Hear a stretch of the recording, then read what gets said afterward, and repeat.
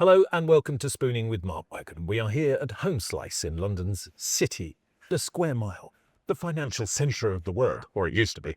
It's also the pizza centre of the world, and obviously I have a slight attachment to it, but we won't dwell on that because we need to talk about my very special guest today, who will be trying the food that they think they love and the food that they think they hate. But who are they? I have in front of me what can only be described as a Johnny special for the intro, so excuse me while I read this aloud. My guest today has one of the most beautiful voices in the world. Agreed. He has sung you a February song. He helped you believe and reach the impossible dream. So whilst he might ask to bring him home, I am awake and ready for him to have a spooning as we feel the love tonight. Please welcome, as he continues his Jen's World Tour and releases his new cinematic album, please welcome, for a spooning, Josh Groban. My goodness. Thank you for that. Well, no, I mean, Well, Johnny wrote that. The beautiful work. Yeah. That was fantastic. Very good. But Yeah. it's all true, though. Well, I appreciate that so very much. I mean, I was lucky enough last night Yes, you were there. Thank you for coming. well, thank you for having us to course. sit and watch you perform. And I think it's one of those things that you can listen to someone on a record Sure. or a recording. I don't do records. But, you can listen to someone on a recording, but to really understand their talent and their skill, you have to see them live. I do agree with that, yes. And you have that in abundance. Thank you so very much. Annoying amounts, actually. I mean, I'm annoyed by me. You've been doing Yeah. it since you were 17. Oh. And the lovely lady from your record company told a story about you walking into Warner's, who've been Yeah. your record company for the last 25 years. Yes, my dear friend Susan Leon, who's just over here, yes. And it's basically a child Yeah, I was, yes. who opened his mouth and had this sort of classic voice from nowhere. Everyone's just going, where does that come from? Right. And still now, Yeah. there is an element where, depending on the song you're singing, I feel like it's almost incongruous with you. But then we'll get on to that because there's so many aspects of you that you don't expect that then you've gone on to do. Thank you. Now, if we go all the way back to the beginning, Yes. knowing you were born in the 80s, Yes. I'm a child of the 70s, Right. and to a trumpeter, and we will get to Yes. him. Yes. Not a And- trumper. Very important distinction. No, Yes. very important. Yes. You don't. No crazy orange pumpkins No. here. Although delicious. Well, if cooked properly. You're correct. Yeah, not baked under a sunbed. Never. Different thing. Yeah. But are you enjoying this world tour? Because you've got the 10th album out. Yeah. Cinematic. Yeah. This world tour, Gems. Yep. Tell me, how is it? You still got the enthusiasm for it all? I have it more than ever before because I have hindsight. I have perspective. There's something that happens when you're just starting out and you're shot out of a canyon. It's all very exciting and fun, but you don't know what the peaks and valleys feel like yet. It's just all pressure and excitement, and there's never anything like your first time. But I think when you've done this for as long as I have, you know what the fatigue feels like. You know what the successes feel like, the failures feel like. And especially now with the hindsight of having been, away for a period of time, a pandemic just happened. I have so much more of a swelling of gratitude when I get to travel around the world and I get to perform for audiences in London and around the world. I've always had it, but even more now, which makes it even more special. There's also so much music to choose from now. It makes it so much more fun in each city to kind of hand select, what kind of night you want to present. So you essentially tailor the show to the city you're in. For sure. In Japan, for instance, I sang 2 songs in Japanese, which I'd never done before. Worked really hard on it. Had a special guest named Yoshiki, who's a great legend in Japan. In France, same thing. Sang a song with a wonderful artist named Monroe and sang in French. And you try to. And in London, I really wanted to sing songs that have meant a lot to me here in the city. And to be in a venue like the O2, which is always just such an honor to play there. We think long and hard about each one that we're doing. That was at the beginning of April. Yes, that's right. Not that long ago. Played the O2. Exactly. And unfortunately, you're not coming back to us again. Ever. Well, I mean, not ever, but What do you know that I don't? Not on this tour. My back is to a window. You only gave us one date. Well, it's just one day. Well, of course, it's a very big venue. I mean, we was. barely do the one, but it's. Yeah, But you yes, sold- but I'll come you back. sold it out, Joe. Well, I'll be back. I'll be back. I will. It won't be another 10 years. I don't know. I don't know what happened. That is strange because it doesn't seem like 10 No, years to me. Things are moving very quickly. I don't know why time is moving faster. Maybe just getting older, but no, I'll be back. Well, I'll be back next year. We're gonna do some more dates. Oh yeah. Oh, good. We're coming right back. Good, because seeing you live last night lit me up, Thank you. and I was like, oh, I'd love to see a whole show. Yeah, it was very intimate last night. Just a couple of instruments. It was great. Yeah, and thank the you. musicians you had on Oh, stage they were fantastic. When you've got great extraordinary. musicians, you only need a couple of them. Yeah. Totally. But you have a great instrument, Thank you. but it's the versatility of it that I find extraordinary. Thank Because you. it's like you come to our sort of conscious as a sort of almost a classical singer. Sure. Yeah. It was my training. Yeah. But what you manage to do is not when you go towards more popular music, you sort of metamorphosize, and you're not that guy doing, oh look, it's so and so singing a rock tune, awkward. You know? Well, and as a fan of great singers, there is nothing more awkward than somebody who's got a certain type of voice trying to tackle another. And look, I'm all for exploring, experimenting. I've loved, for instance, when Pavarotti and Friends, and he'd go out with Bono, and they would try and do each other's. Aretha Franklin will sing Nessun Dorma. I love that experimentation. It can work really well. Luckily or unluckily, my voice has always fit in an in-between space. I've never felt fully right for the classical with a capital C world, and I've never felt like I could stand toe-to-toe with a Justin Bieber or a Somber or one of those artists. And I would imagine Bieber would say the same about you, but coming the other way, because my wife, who is a singer, Yes. who was a little bit more technical about your voice, Okay. what she described it as is your voice, your breath sits perfectly on top of the note. Oh, that's very. Thank you. That's very kind. She's sitting over right there. That's why I Yeah, looked she at is you. right there. That's very kind. Thank you. And therefore it's sort of beautiful and effortless at the same time. Although, it's the old Swan thing. Yeah. It looks effortless. I'm I so can tell happy you it appears that way. And as your wife knows very, very well, that's all the work you do beforehand so that you can go out there and forget the work.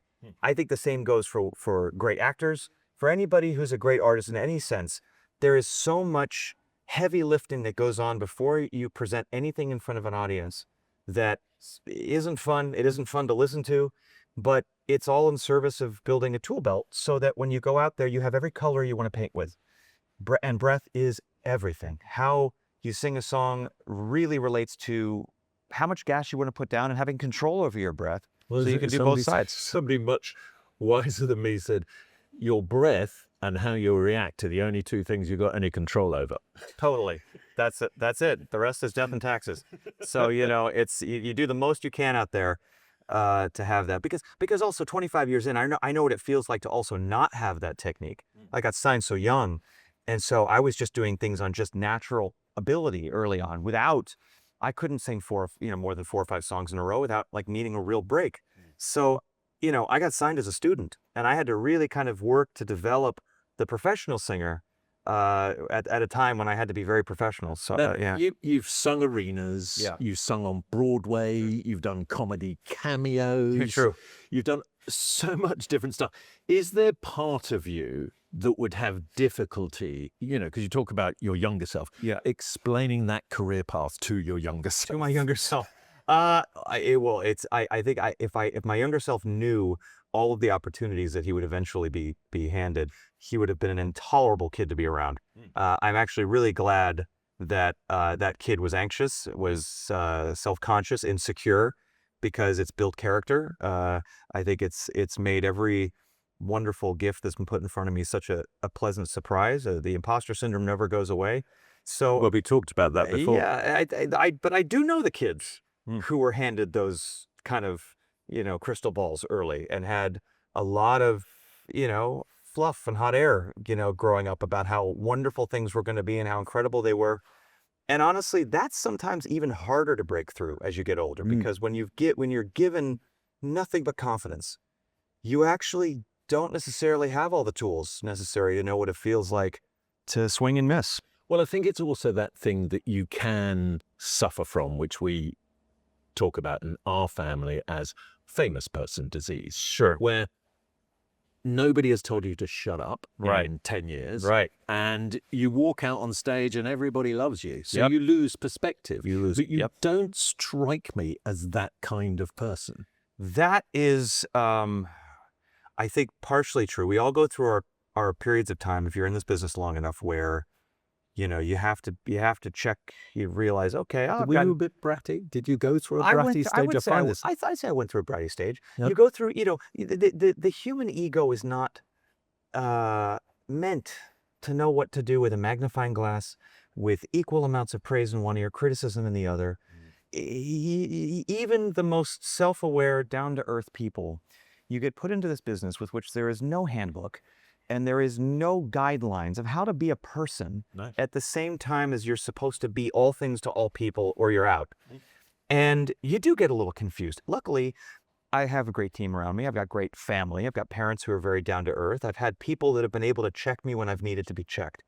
But also, you know, that self-awareness and that kind of self-checking comes from, I think it's a positive side effect to just, you know, battling some demons. You know, I have struggled enough internally that the byproduct of that suffering has been that you don't ever let yourself celebrate too much either.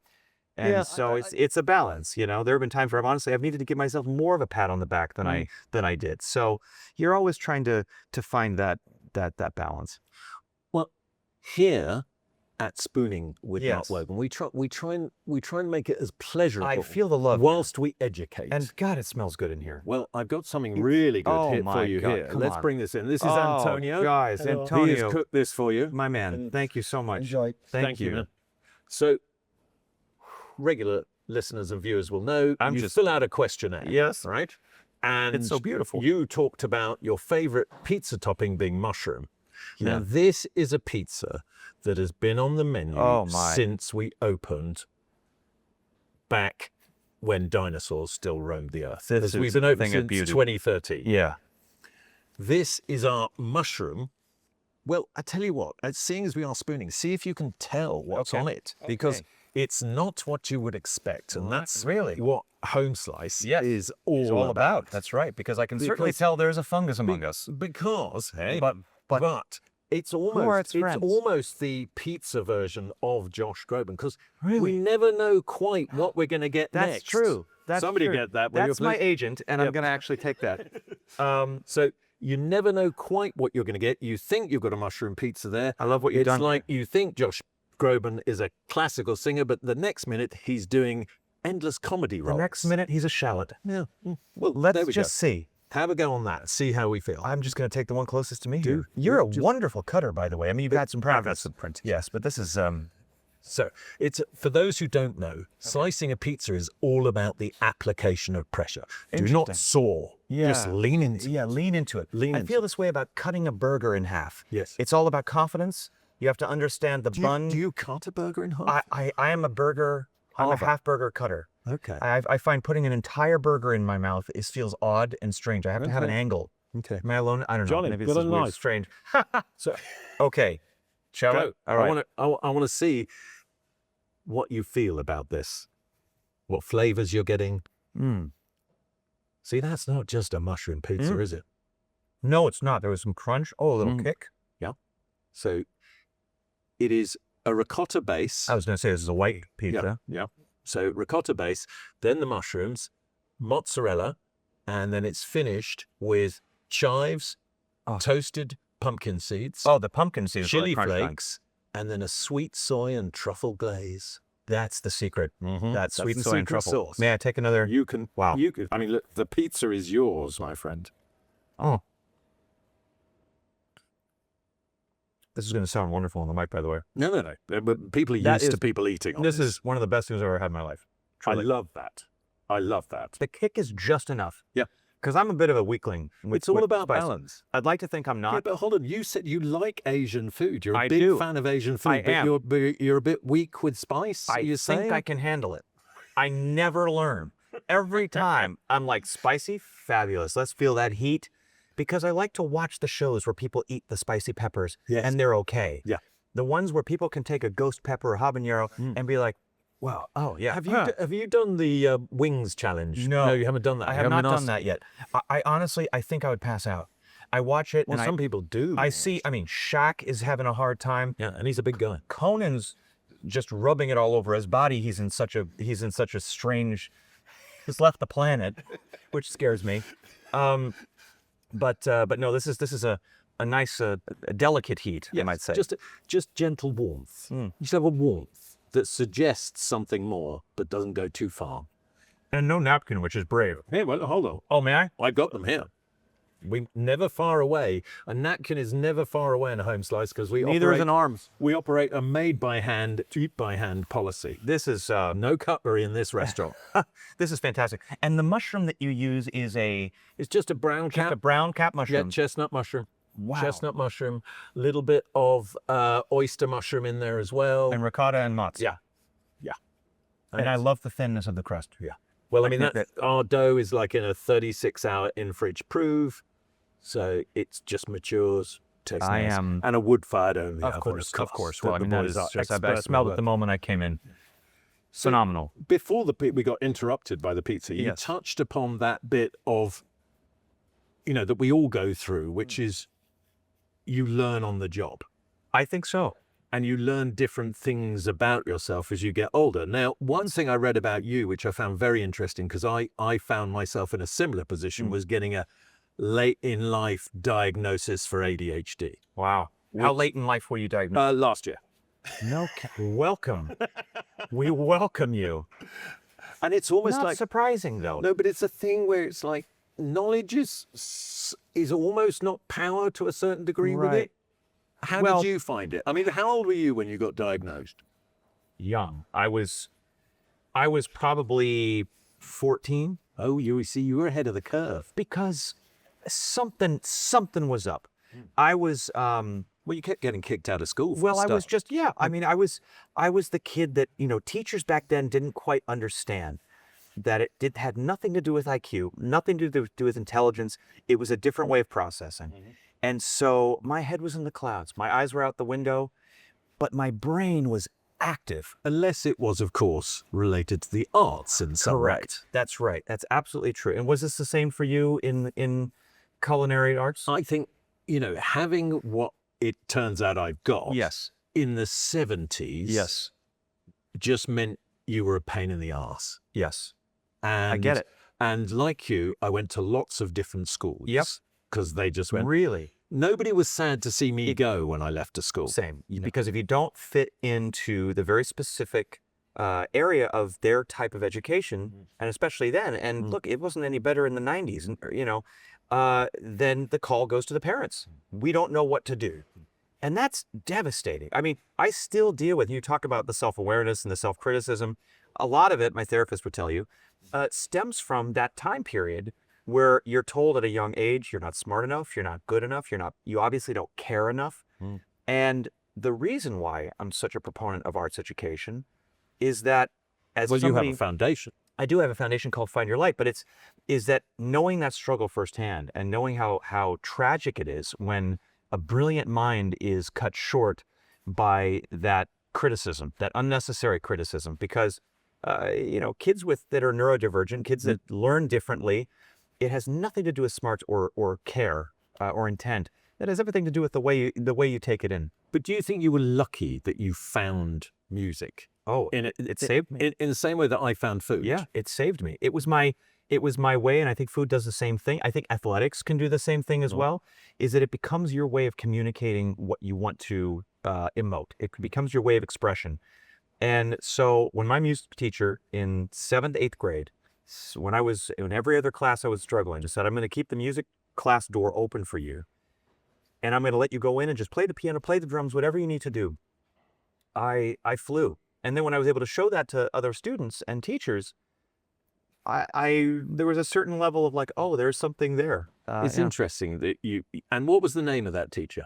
His name was Richard Barron. Yeah, it's really interesting. So, all of the friends of mine who are what might be described as slightly left field characters, Sure. who've become very successful in Yep. their chosen obsession. Yes. Right? Yeah. All, And it becomes a hyper focus. Once all you had a teacher who went, Yep. you. Yep. Without question, they all had some. I didn't find that person until I left school, Right. and that was a man called Gennaro Cataldo, who Wow. was an Italian chef, Yes. who was the same chef that Jamie Oliver trained Right. under, Okay. who he just had a passion, and he didn't care that I was nuts or misbehaved or would drift off or whatever. Sure. And He probably saw a bit of himself in you as well. but it is that thing of my mind is, is it the same for you? My mind is never quieter than when I'm cooking. Same. I never need to take on any skill sets for managing ADD. I never have to think about medications or anything like that when I am in my zone. The moment I step on stage, the moment I'm in a studio or at a piano or in the vocal booth, my mind is clear as a bell. I have one objective. Also, in any kind of arts, culinary, musical, or otherwise, being able to have an openness to the vessel, that it's not just the front door brain. You have side doors, back doors, hidden doors, where ideas can come, where you think to yourself, how about this ingredient? Or I think to myself, how about this chord change? And that's the superpower. That's the thing that you don't want to over-treat this superpower as well, because that's something that I think a lot of very straight line thinkers that we certainly need in this world. We need them for science and math and business. Yes. And we're grateful for them, and I'm jealous of that kind of brain. But you I'm think not. about all the retreats. I'm not really either. But all the retreats, when you go to these corporate meetings and you look at the retreats they have it's to try to side door for these brains some creative thinking, some out of the box thinking. That kind of thinking is the only thinking that we do most of the day. But isn't it funny that they try to help people who don't have that thinking have that thinking? Sure. But it's only recently do they try and help the people who do have that thinking to capitalize on that thinking. Yes. Well, I'd say that social media and the fact that everybody and anybody, anonymously or otherwise, can get out and talk about whatever they want to talk about certainly has its disadvantages in today's world. There's a lot of mental health issues that happen because of social media. One of the positive things that is happening is that, and in this country has been at the forefront of it, is that talking about these things, destigmatizing these issues and mental health as a whole, I think is making people a lot braver to say, this is something that I've dealt with as well. And there's power in numbers. And I think this is far more prevalent than people realize. Is that funny thing? I was discussing it with somebody the other day because we were talking about, the whole sort of argument about how people identify and being accepted and all that sort of stuff. And I said to them, there will always be a sector of society that if you say you're something, will go, Right. It's Of like, course. let them. Of course. Let them. Let them. It's Absolutely. like, I'm 33. Feel the same way about them. Yeah. But I'm 33 years in recovery. If I tell you I'm an alcoholic, some people will go, huh? And Interesting. they go, I'm not one that drinks, one that doesn't. Right. Right. It's that kind of, stigma. I think And there will always be stigma is my point. there is, yes. And there is, I think, when we are in a kind of a, social media does this, we get the echo chamber. We are the star of our own narrative. And there is sometimes a lack of empathy to walk in somebody else's shoes of what that must be like. I think the arts helps with that as well. It helps open our eyes to what other people's experiences might be like. As I always say about walking in other people's shoes, walk a mile in their shoes, and then at least you're a mile away from them and you've got their shoes. It's a long one, but I'm putting it on a t-shirt. That is, I'm going to make it fit. So with the way your mind works, Yes. do you have a unique approach to how you choose the songs? Do the people who work with you go, where's he going with this? Right. Do you choose a song on its emotional truth, Right. its lyrics, or the fact that you get to sort of terrify your diaphragm again, or what is it? I have an absolutely terrified diaphragm. I want you to know that. When I have 20 songs coming up, it goes, please no, please no. You'll do as I say. I think that with the kind of way my brain processes these things, I'm quite lucky that I actually don't have the ability to think about it too cerebrally. Anytime I've made an artistic decision based on what seems right on paper, anytime it goes over to the other side of the brain, I'm like, well, this should be what someone might want, or I never do as well.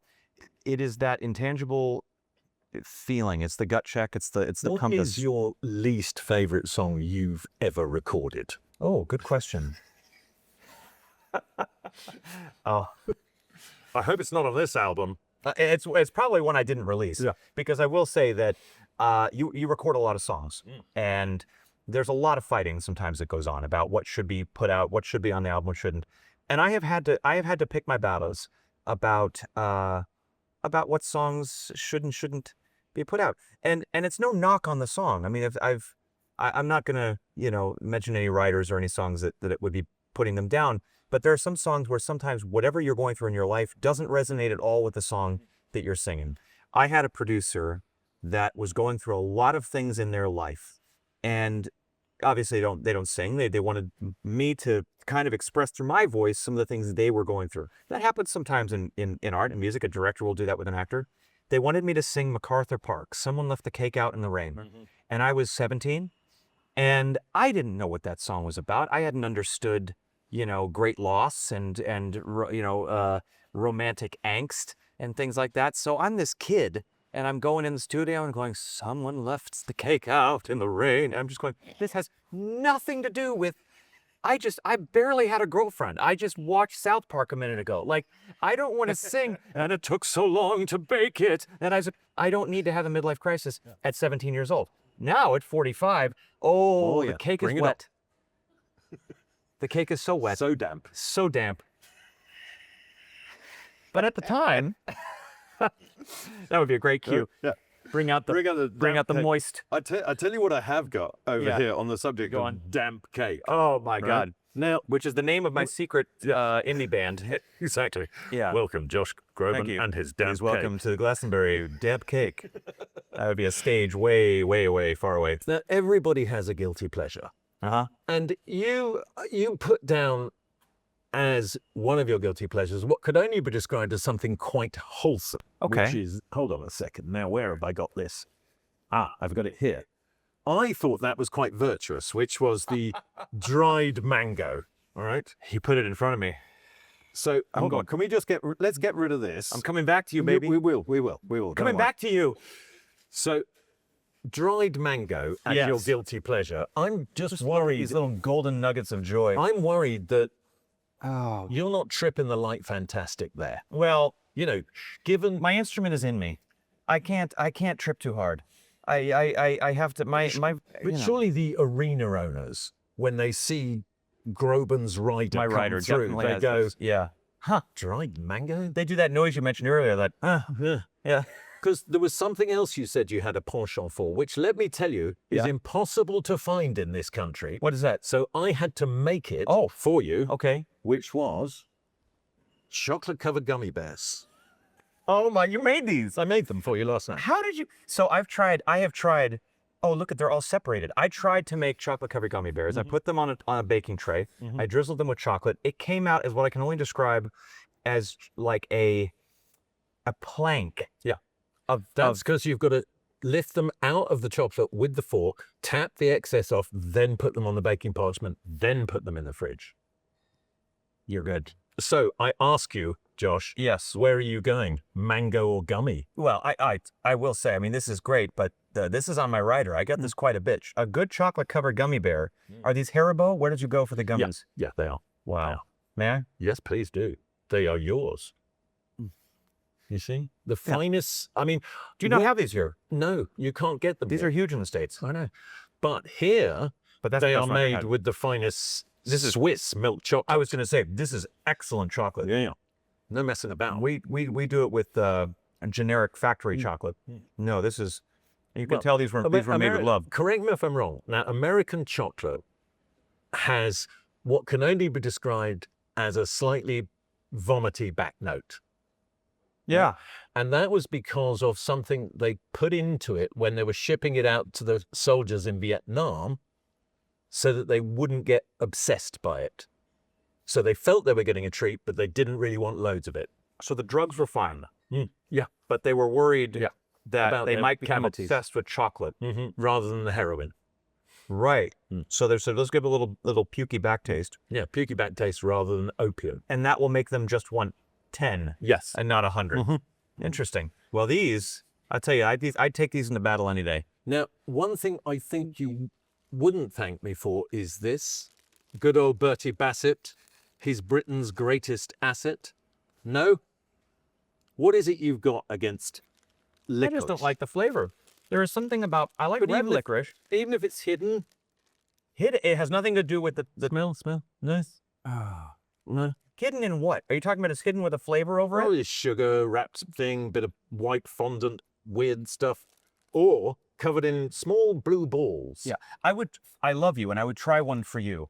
But I will tell I don't you want to that force it. I don't want to ruin your palate for later. listen, anything for the experience, the overall experience. I have enough here to take the flavor out. Yep. That I would be happy to try one for you. Well, look, I think we'll leave those. We'll leave those for now. 'Cause I have think, an open mind. Yeah. I wasn't raised with the black licorice taste growing up. You know, when in Europe, especially in Scandinavia, kids just pop these, I know. and I think their palate becomes The used to it. Swedes, they love Yeah, it. they love a black So licorice. being raised in California, Yes. you would have been a burger guy, right? Yeah, I would say yes. We had yes. Okay. So I've got something for you here You do? that I want you to try. Oh, lovely looking So- burger. so- Oh so my. there. Try that. Look but at now, that. listen, I haven't cut it in half. That's okay. You'll just have to pick it up. Yes, and be a big that's boy quite- about it. I can do it. First time for everything. Here we go. Look This at is the this. first time Josh Groban has eaten a burger whole. Whole. This is big. Big for Go. me. All right. Go. Now, I want to know what you think about that. Flavors, textures. Enjoying that? Is it slightly different to what you're used to? Is this veggie? Yes. This is fantastic. That is a simplicity burger. It's a meaty veggie burger. Well, it's And the sauce. it's a plant-based burger Yeah. that only has plants in it. As opposed to Pea protein powder, all these other hydrogenated powders. soy, This is only bulking agents. but I still get that the juiciness of it. This is great. May I? You please do. I mean, I've kind of done an interpretation of a sort of something perhaps from the Golden Arches there with that one. The McDonald's CEO would never take a bite that big, let me tell you. That is a big bite-worthy burger. That's delicious. Good. You made that. Yep. So it's another business that I have that I started with a guy called Neil Rankin and my brother. It's called Simplicity Foods. And it's getting people to try stuff who are used to eating meat and discovering that actually You don't need it. there are alternatives out there that are edible. And I'll tell you, this is some secret sauce right here. and good for you.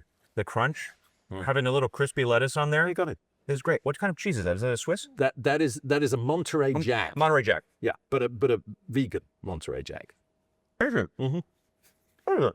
You see, that's completely plants all the way through. That's awesome. Good. We have succeeded there. This is. Oh no, there's more. There's more. But it doesn't get any better than that. I'm in absolute heaven right now. One of the things that I'll happened. tell you anything. Okay, excellent. One of the things that happened last night that I really enjoyed was you telling the story behind some of the choices, Sure. and then also some of the people that you worked with. Right. And one of these people was someone quite close to you. Yes. Very. Tell us about that, because it's a lovely story. That I have been so fortunate in my life to have sung with my heroes, and I've learned so much. Everybody, Barbra Streisand, Celine Dion, Aretha Franklin, Neil Young, Hull Simon. I've sung with just so many. Oh, and Spinal Tap. and most recently Spinal Tap, which I think That's a story itself. that's We'll a get to story in that itself, later. and can't wait for people to hear my rendition of Bitch School. But talk about versatility. Oh yeah, I got to say I went full opera on that. I have so much to so many things to thank my parents for. The access that they gave me to the arts, my brother and I, bringing us out to see shows. My dad is an incredible, selfless human being. He is so musical. He's got a great ear. I got my ear from him. He'd come home, he'd play the piano. He can't. He's not. No, he doesn't. He can whistle like nobody's business, and I learned to whistle from him too. It is an art. Sometimes doesn't know he's doing it, but it's he's whistling, and he's just like, Dad, you're whistling. But he's very good at it, and he back in the '60s was an incredible trumpet player. He would play gigs in college. I think honestly, playing jazz was one of the things he was thinking he was doing as a career, and he could have. He was excellent. We've got one CD that was taken from a friend of his who was in his band. It was called Josh Groban and the Aggregation. And they aggregated and they played great. Yeah. And so his parents kind of said to him, coming from a fairly conservative family, look, if you want to have stability in your life and in your family, probably not the best idea to go into jazz and to trumpet jazz. And that was a bit of a dream crush, I think, for him, but he took that advice and he went into business, and he's been an executive recruiter for 50 plus years. He finds jobs for people, but he always has had a musical. He's always tapping his toes and whistling and playing piano, but the trumpet was zipped up for decades. Really? I brought him out to play with me for the first time in about 40 years at the concert in Los Angeles. And I brought him out to play with me on a song called Old Devil Moon. And he crushed it. And then he put it away again. And I never got film of that. On this album, we did a version of Moon River, which was one of his favorite songs to play and one of my favorite songs ever. And we were just looking to see who could possibly play on this song. We had an amazing jazz arrangement done by the great Vince Mendoza. And I had great trumpet players that wanted to do it. Wynton Marsalis, Terrence Blanchard, they were ready to go. And I thought, you know what? My favorite trumpet players lives down the street from me. And I asked my dad if he would consider recording it with me because I didn't have any recording of he and I together. And he warmed up, he worked on it, he rehearsed, and he came in, and it was my favorite session I've ever done. He plays so beautifully on it. I like the trouble that the producer went to. Yes. Didn't he get... Greg Wells. Yeah. This is the heart that this guy has. Greg is such a brilliant producer. I've worked with so many wonderful producers, and you get different vibes from different producers. I'm very type A, and Greg is one of those guys that has such a magnificent ability, but also his heart is just so huge, and he has a great connection with his dad as well. So he got it, and I was like, look, in lieu of the pro guys, I said, I really think that there's something special here. It would certainly be personally really meaningful for me if we could get my dad on this track. And he, without flinching, said, I know who to call. He got Sunset Sound Studios in Los Angeles, where Louis Armstrong's favorite studio in LA. And he called them, and he knew the space. He's like, can we get Louis's room? Can we get Louis's seat that he used to sit on, his stool that he used to sit on? Can we get Louis's mic? And he made the whole thing so special for my father. And he brought it in, and he... How do you do a session like that? Yeah. Without bursting into tears every 5 minutes? Well, you have to, I think, compartmentalize. In my mind, it was so important for me that I held it together to make sure he got the best takes possible. I didn't just want it to be everybody just crying and everybody, I didn't want him to feel the pressure of that. I wanted to stay really calm and really wanted to make sure he felt, because he'd never recorded before. That was his first time in a studio. He only ever did live gigs. And so he's got the headphones on, he's trying to get his mix, and I'm going, let me help you. Let me hear what you're hearing. I'm going, oh yeah, no, he needs more this, he needs more mic here. So it was so fun for me, having had so many thousands of hours in the studio, to kind of be his technician and to kind of say, here's what I think you might like, Dad. Let me twist this. Be the parent. Let me get this out. Exactly. So for me to say, hey, I got you. And I would sit in there with him and I'd say, that's great. Let's do another take. Let's do this. And, then the tears came. We'd play it when we listened back and we played it back. And I was there with my whole family. This was a memory forever, And so I used to have a hard time answering the question, who's a favorite collaboration? Now it's a one of one for me. There's no question. It's that guy. Yeah, it's that guy. Yep. And he's going to be 80 this summer, and it's like, will he go on tour? I might be able to pull him out for a show or two. Yeah. I mean, bring him over here. He would love we to. can give him good pizza. The one show put his picture on national television. So we know who he is now nationally quite famous. Yeah, we know who he is. My band leader, Tarek, has nicknamed him Smoky Lips. So he's got a nickname. Good. Important for a because of his trumpeter. breathy sound. And Is that breathy sound age-based or? a little bit. It is a little bit. The lip is there. It's just getting a little bit. Yeah, it's a. Yeah. He said. I think he did need to take some breaks. It's hard playing the trumpet. My God, I mean, it's a young man's game. That the brassy instruments. No. But he did great. But yes, he's got a smoky, smoky flavor now. We've got to that time in proceedings Have we? where I'm going to clear all these I delights didn't even get a away. pizza. Go on, have a Please. quick bit of mango Thank you. before we go to the next bit. I can stop anytime I want.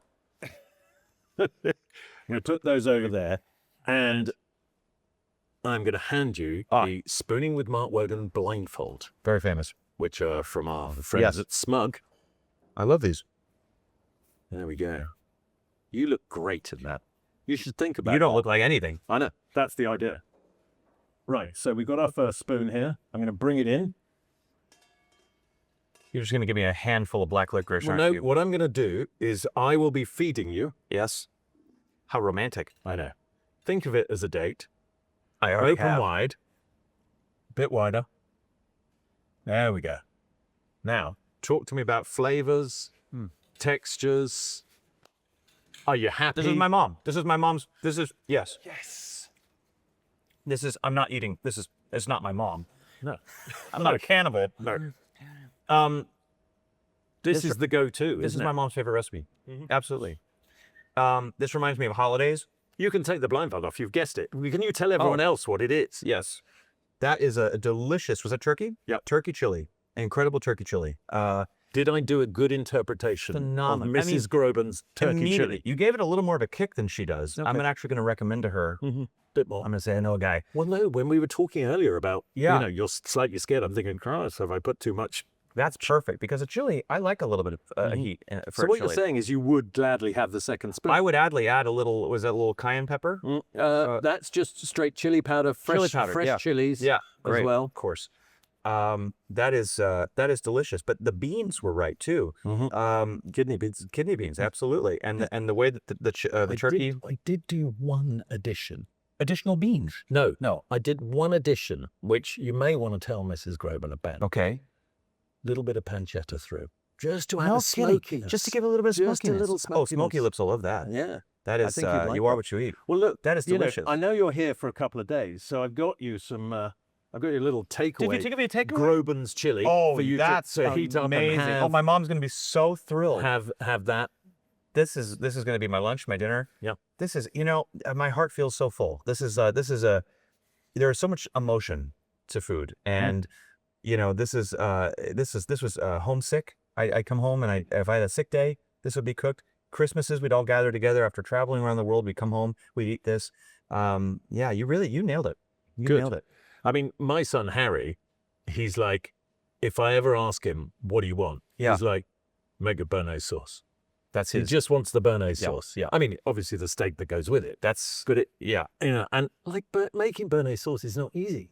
No. It takes a long time. I'm like, so when you arrive back from a You want a world souffle tour, while we're at it? when you arrive back from a world tour, Yes. because you were saying, I mean, you live quite close to your parents. I actually do. I don't live too far away. Yeah. Which Do is you quite lucky. turn up and go, "Where's the chili, Mum? I need a bit of hope." Not exactly that stern. I kind of say, Mother, may I? Yeah, I kind of, and she knows that that's something my brother and I, always will like. Have you not learned how to cook this yourself? I have. Good. Yeah, my fiance and I, we like to make it. We actually cooked it for her and for them. And did you get the full and critique? I got, no, we nailed it. Oh, we good. really nailed it. And, Well, I mean, I did that on spec. Because That- obviously I don't have Mrs. Groban's recipe. I but mean, I will gladly share it with you, but I'm going to share yours with her as well, because this is, I think that we've yes-anded what she's done. It's very simple what she does, but it's That's sometimes sometimes- simplicity. Honestly, Yeah, well, it's like you know, music. Don't truly. hide. It was like, we just make pizza Let here. the ingredients do the talking. Exactly.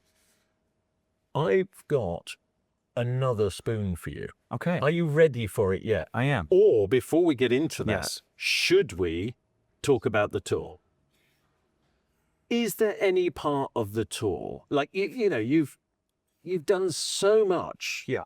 Because what people don't realize is it is 25 years Yes. of Josh Groban. That's right. That's right. And you still look irritatingly young, right? Well, is there anything a beard is contour for men. You know, that's exactly. why I grow it. Yeah. But is there any part of what you do that you would still get nervous doing? Does the imposter syndrome kick in Yeah. even at this stage? Oh, I'm playing the Hollywood Bowl for the 8th time, but it Sure. still scares me. I have an interesting relationship with nerves. I do get nervous. Strangely enough, it's the more intimate things that I get more nervous. I was more nervous last night than I was at the Hollywood Bowl, because at the Hollywood Bowl or the O2 or somewhere like that, you are part of you're a cog in such a large wheel. There is an energy that's doing a lot of that work And if for something you. goes wrong, you can blame someone else. There's a lot of people to blame.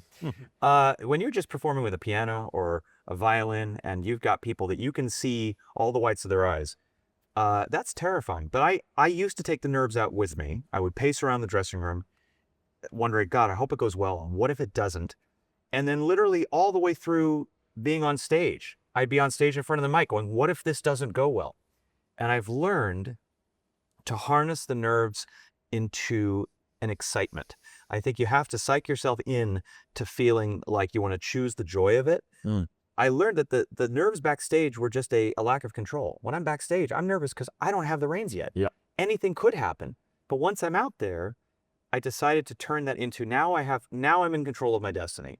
I can either choose to really enjoy this and to be free and to do everything I know how to do, or I can choose to let it get the better of me. And it's not perfect, but perfect is, you know. There has to be, given your neurodiversity Sure. and your chosen profession Yes. as musician, that there is a level of perfectionism. Yes. As you've got older, is there there is. part of you that has learned to enjoy when it goes wrong as Yes. well? Broadway taught me that. Yeah. I think that was that Sweeney Todd? I did Sweeney Todd, and then before that I did a very experimental, very cool musical called Long Name, Natasha Pierre and the Great Tony Comet of 18 nominated both times, I'd like Both to point times. out. Always a bridesmaid. Mm-hmm. But yes, no, incredible though. I mean, for and Sweeney Todd is one of the great roles. Well, of it all time. allowed you to sort of go from being this sort of Yes. balladeer to Yes. sort of quite a murderous, Oh, unpleasant it was individual. better than therapy to be able to go out there truly soaked in fake blood every night, and just like, you know, yeah, it was an angry, you know, it's a monstrous role with some of the most beautiful music that's ever been written. But you cannot hold on to perfect when you're doing live theater, because you're doing 8 shows a week, and the emotions of doing live theater are gonna put the dominoes in place whether your perfectionism is there or not, and you're gonna have nights where you know your screaming got in the way and the note wasn't perfect, but it was powerful. I had a director named Rachel Chafkin when I was doing my first Broadway musical, and she had me doing a song, and I actually said this to her. She goes, "That was great," and I said, "No, but it wasn't perfect." And she said, "Josh, perfect is for assholes." And I said, "I'm gonna get that tattooed on me." That is, and because she's absolutely right. I'm with An Rachel. audience doesn't want that. I It's love that. cold. You want the imperfections. You want the humanness to it, and That's up and I've tried to carry that with me. That is Yeah. fantastic. Put that above the oven. I'm putting Yeah. that above the oven. That's I'm, great. I'm going to have another tattoo. My wife doesn't like my tattoos, but I'm having another. How one. many do you have? A lot. Do you? Yes. My fiance has tons, and Does I she? have 2. And my mom, you know, is did not. Oh, my mother like- hated my hates tattoos. that. But I've got 2 that really meant something to me. My dog who passed away, I got a little tribute to him. That's him sitting in his That's favorite very place. I got to get it touched up. Now, is that a Dr. Wu?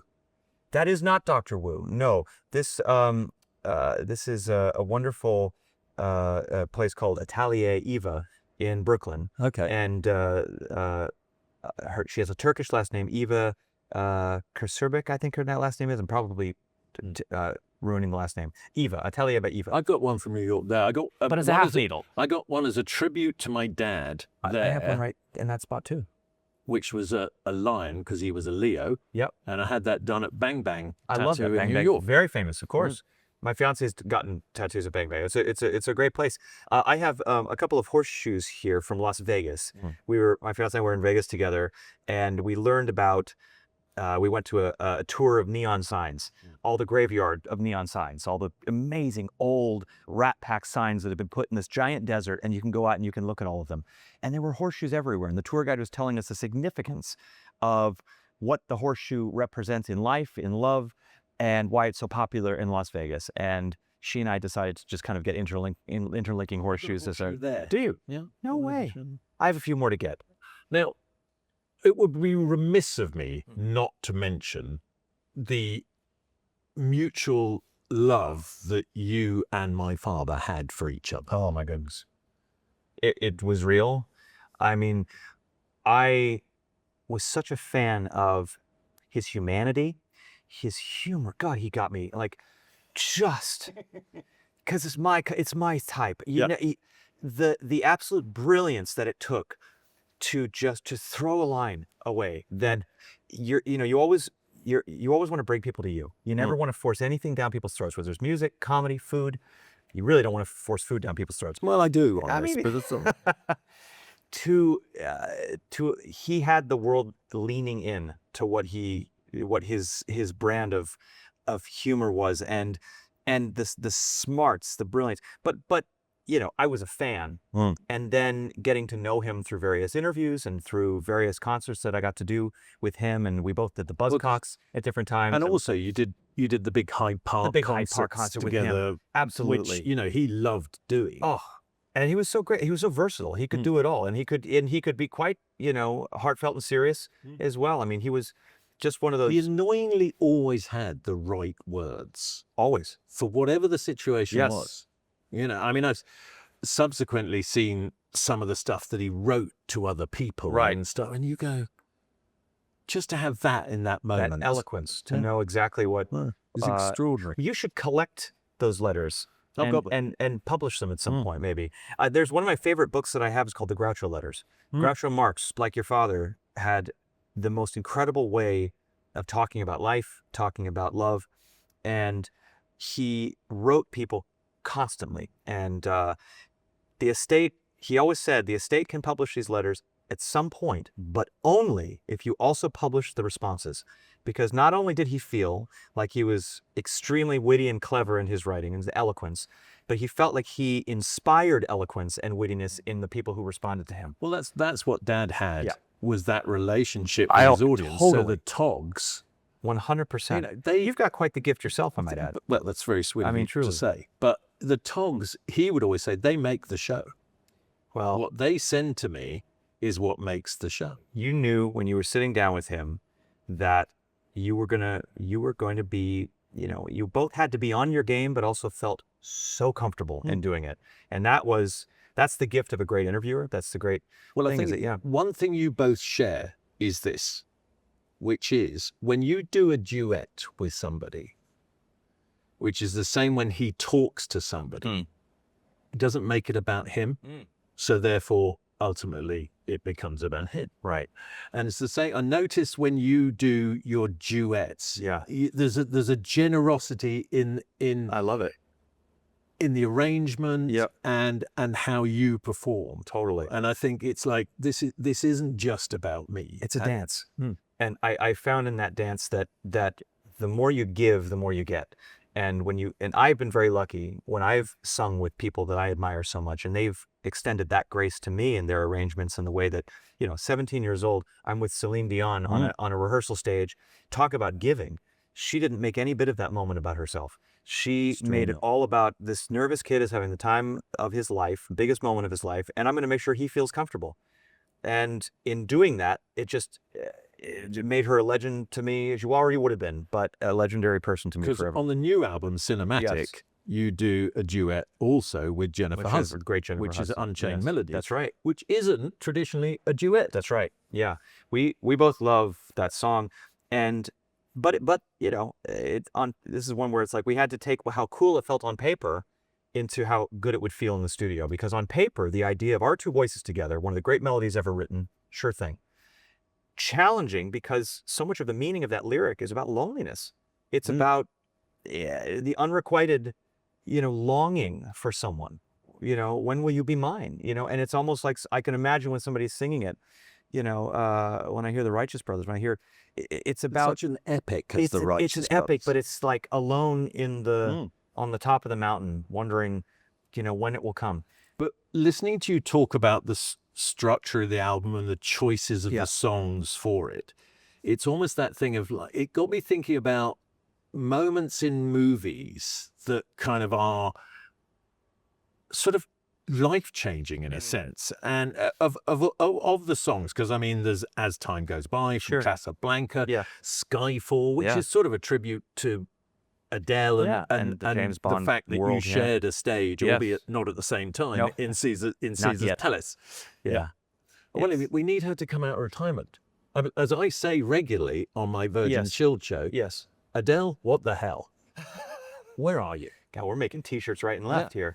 We're as we call it the Wogan slogan is in effect. Groban and Wogan slogans. But I mean, Put that on a pizza. But even like really lovely, gentle ones like "Wish Upon a Star" Yes. from Pinocchio, Yes. and it's kind of there's a kind of whole journey through your sort of cinema tastes and childhood, and Because that nostalgia is such a huge part of this music. You always remember where you were when you heard, the opening moments of Star Wars, when that John Williams score kicks in. Oh. I am 10 immediately. It's like when I eat my mom's chili. It's like you have the Or mine. visceral, or yeah, also your chili. Now thanks. I have a very emotional reaction to everything that you put in front of me today. But so I wanted it to not only honor the beauty of these melodies and lyrics, but also honor the feelings, like the emotion. Try to evoke that in people who are listening, so when they close their eyes, it takes them back to what these songs can do. well, I'm going to have to ask you to close your eyes, or at least put the blindfold on one more time, Yes. because it is time for your final spoon. Now, I'm gonna put Groban's chili to one side. All as right. well Yes. for Thank now. you. There we go. I'll keep that safe for you. Yes. Don't you worry. Thank you. So the final spoon, I have it here, Okay.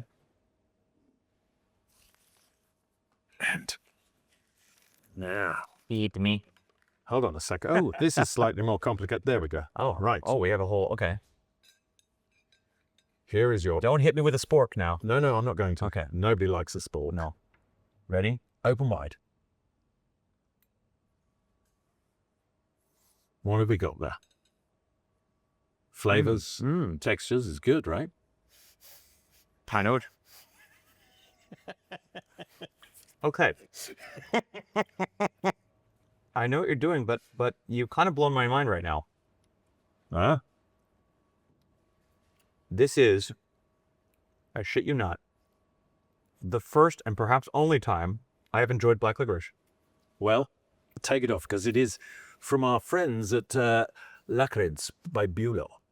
And it is honestly game-changing when it comes to licorice. Because That is, you know the other person there's we a changed- subtlety. Yeah. Do you know the other person we changed their opinion on licorice with this? Who? The author and podcaster Elizabeth Day. Sure. She was a was with a me on that? licorice hater.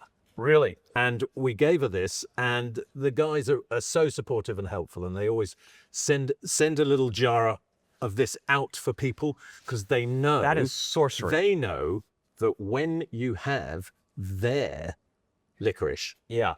I people am change their trying- mind. Now, I need your chef experience to tell me, what is it about the flavor profiles around the black licorice that is making the black licorice flavor suddenly okay? It's two things which we don't get a lot of when we traditionally eat sort of Northern European licorice, and it's the addition of salt. I was going to say, the saltiness, cut it. Mhm. And that's amazing. Salt Wow. is really important. Yeah. And salt, kind of adding salt to anything, Yeah. will either enhance it Yes. or level it. It's an interesting thing, and that levels certain parts of the aniseed by having the salt. Salt is extraordinary, isn't We it? love salt, It's, and it's uh, not bad for you. Is true? Is that true? It's not bad for you. Really? Yeah. I mean, obviously, don't eat a whole salt lake, but throw as much on as you like. It's, not going to kill you. That is the it's- complete anathema. It's the Crisco Thomas that's going to Keller recently, in one of his little online cooking classes, said, he stopped calling salt a seasoning. seasoning. Yeah. It's an enhancer. Yeah. And I think that that's absolutely true. Yeah. And I mean, I'm a great believer in MSG as well, but that's another more, I'm with you on that. more I- controversial topic. I for agree, something. but And it's it has interesting its you place, I say think. Thomas Keller, because that's your wonderful meal of all time, isn't it? At the French That's Laundry. very true. Yes, that's My what wife and I tried to go there. We couldn't get in. I somehow I have a hard time believing that. No, we couldn't go. They wouldn't let Well, us in. did you just rock up on the day? Yeah. Okay. Well, that which was foolish, to say the least. Josh, the tour is carrying on. Where are you off to next? Oh, we're doing American now with Jennifer Hudson. Okay, so we're going Jennifer's off- joining you on the American We are going to leg. do an American leg of the tour, and then I'm going to do a block of symphony dates in the U.S. I'm going to play with some of my favorite orchestras. We're going to do outdoor venues, out among the stars.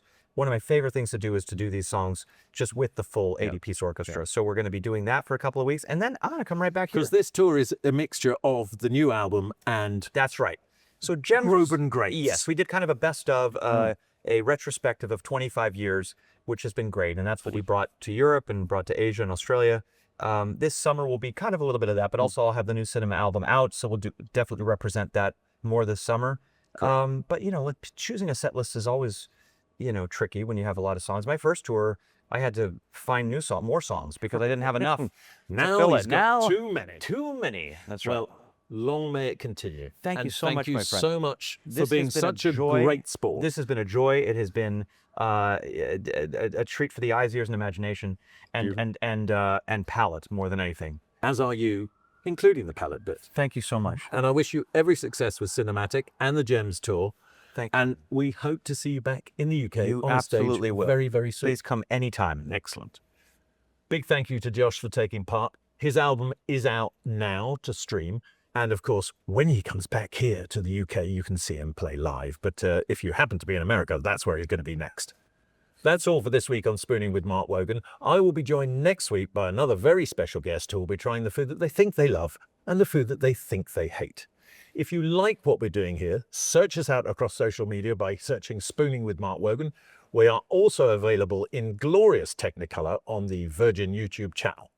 And if you haven't had enough of me by now, you can find me on Talk YouTube channel doing Grumpy Old Men and on the Virgin Radio Chilled. 10 till 2 Saturdays and Sundays, playing some of the most chilled music available to humanity, including some Josh Groban tunes as well. See you next week. Until then, stay beautiful.